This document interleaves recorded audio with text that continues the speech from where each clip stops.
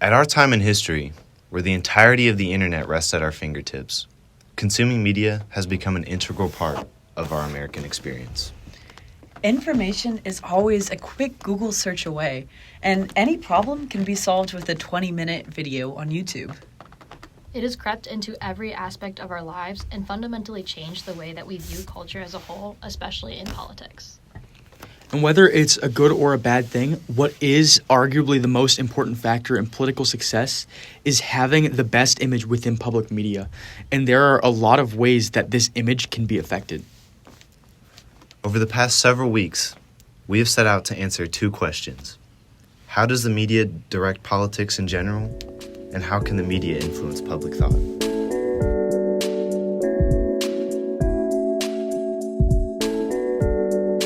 Propaganda is a type of media that deliberately misrepresents information in order to coerce a particular opinion. It's obvious in the context of oppressive governments or times of intense conflict, but there's a lot of subtle ways that it sneaks its way into modern media. Propagandistic goals vary in size from trying to convince someone what type of paper towels they should buy to attempting to influence the outcome of an entire election. But regardless, they are essentially always rooted in some kind of logical fallacy. A logical fallacy is an argumentative statement that is used in place of a well-informed claim. These strategies make an argument weak, but they may still have an impact on the audience. This is especially true when working under tense time constraints, because in these situations, the goal is often to have the loudest argument rather than the best one, which is why we see them so frequently in modern political campaigns. So here are some big ones to look out for. Strawman is the oversimplification of an opposing claim to give the illusion of inferiority. Appeal to emotion is when an argument relies on an elicited emotional response rather than proper audience comprehension. Slippery slope claims that there is one inevitable outcome of a particular choice when in reality there are several. An ad hominem, which is probably the most common, is when an accuser attacks a person instead of their stance. These don't universally indicate that a stance is necessarily incorrect, but they are certainly red flags of a poorly constructed argument. This is especially relevant during election seasons when we are constantly being bombarded with information and every provider is seeking to be the biggest impact. When we find ourselves amidst all of this, it's important to ask, is this ad looking to inform me or simply trying to demand my attention? So now I'd like to move on and talk about how biased news impacts us. So the first way is polarization, which causes a growing distance or separation between people. The next is misinformation, and next is loss of trust. All of these widen the divide between people and what is the truth. So how do we spot and combat bias? First, you can check multiple sources. You can also question headlines and look for objectivity and be critical of social media and the things you read online. Understanding different types of bias and how to spot them can help us become more informed and critical of consumers of news. In today's world where information is at our fingertips, it's more important than ever to think critically about the news we consume. Social media has become a place where a lot of people tend to turn for their information, news included. According to Pew Research Center, just over half of U.S. adults, 54%, say they at least sometimes get news from social media. The social media with the most statistics being Instagram, TikTok, and Twitter. Not only have many news platforms begun posting and sharing information here, but it is also a place where people can share their political opinions. In a study conducted in 2021, researchers looked into the influence of social media usage on political polarization. In their paper, the researchers wrote, "We observed that more usage of social media helps the participants to engage in politics and identify themselves with a certain political party. This study has highlighted the role of social media in motivating the users towards political participation.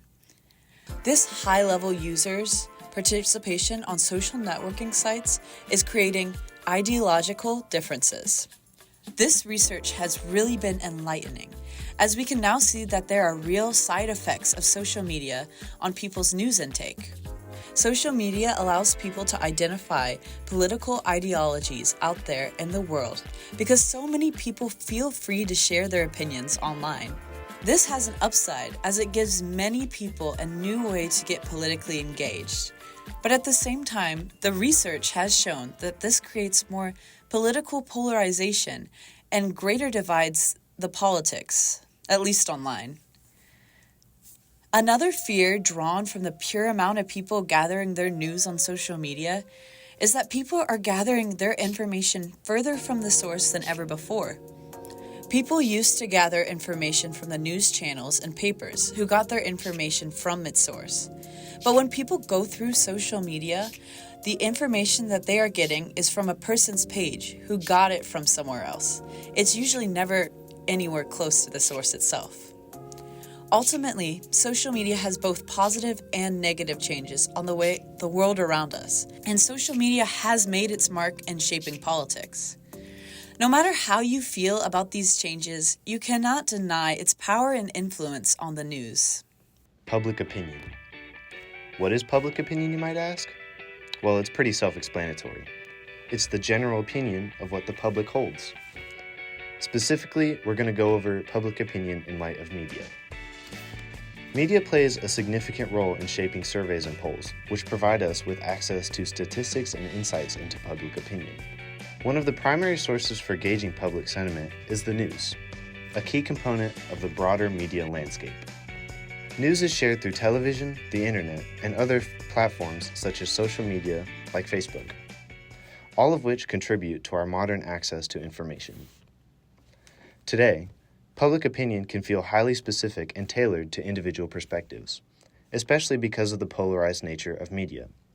Most major news outlets like CNN and Fox News tend to lean either conservative or liberal, and social media algorithms curate content based on your interests, reinforcing the viewpoints you already hold. For example, let's say there's a man, we'll call him Jimmy. Jimmy likes watching Christian videos on Instagram. So every time a Christian video pops up, he watches the entire video because he just loves it. Instagram learns from his behavior, so soon, Jimmy can't go 2 videos without watching Christian content. Another illustration is that I remember one of my high school teachers jokingly saying that he had to change up the algorithm by watching Islamic videos on YouTube. Now, while it was obviously meant in an amusing manner, it points to a real issue.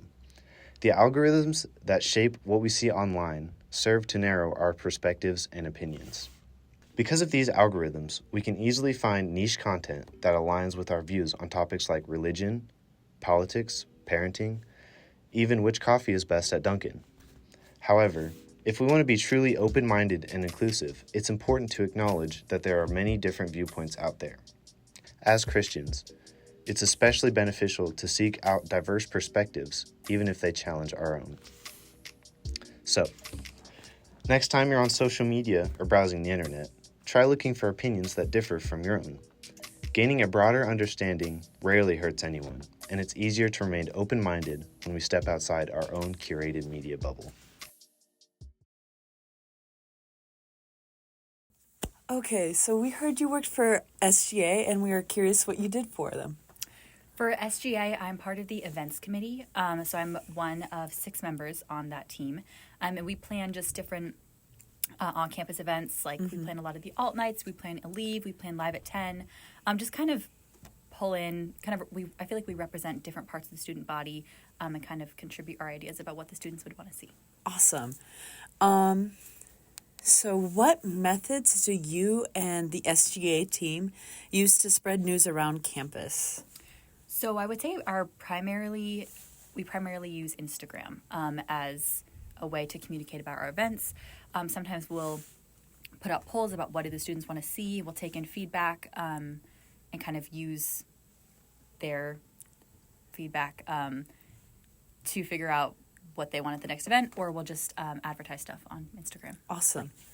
Have you found, if there are more than one, strategies you use, have you found one the most effective?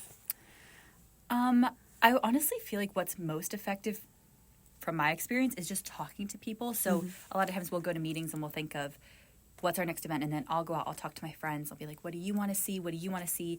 And all 6 of us kind of do that. So we come back in with a lot of different perspectives about how students are feeling about Cedarville, about events, things like that.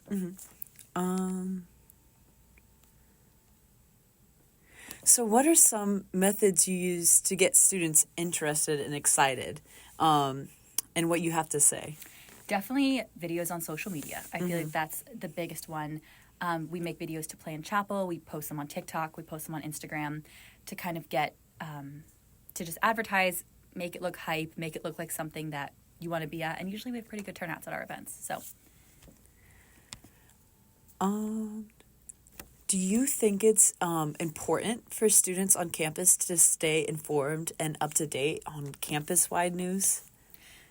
I would say it's important. I think so much of Cedarville is campus life, and campus is like the heartbeat of everything that there is, and it's the community that we have. So I think, yes, to make sure that the students are getting news, getting updates, that there's events for them to do is a very big deal for sure. Great.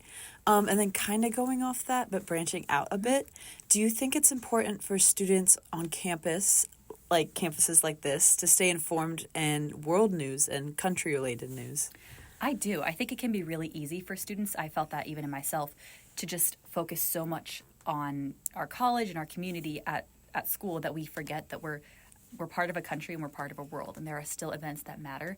And so I definitely think it's very important to stress the importance of political news and world news and things like that for sure. If you had to guess, how do you think the majority of our student population gets their world or any other news, or if they do at all?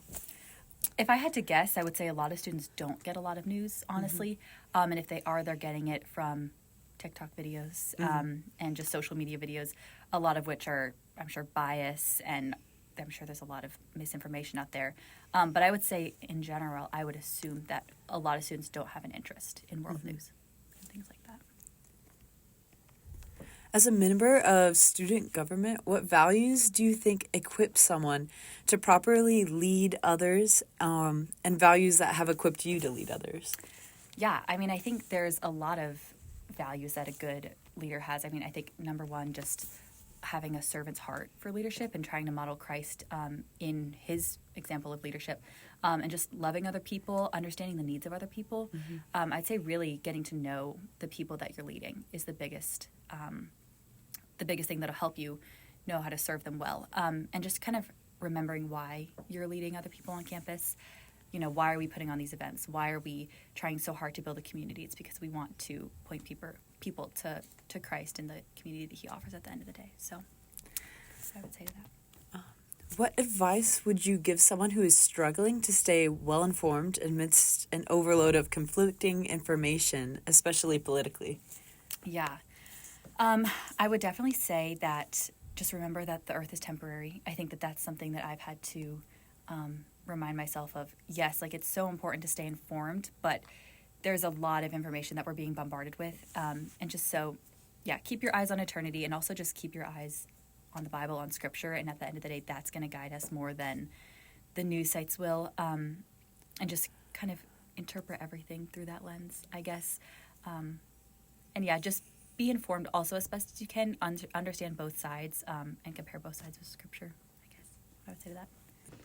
Media holds a lot of power in our world, and in specific contexts, it can be used to manipulate public opinion and politics. As it grows, social media has become a place where all of these tools can be used. It's important to be aware of the content that we are letting into our minds. And it's a great idea to know where our content that we love comes from and why it was made, especially as Christians in an ever-changing world.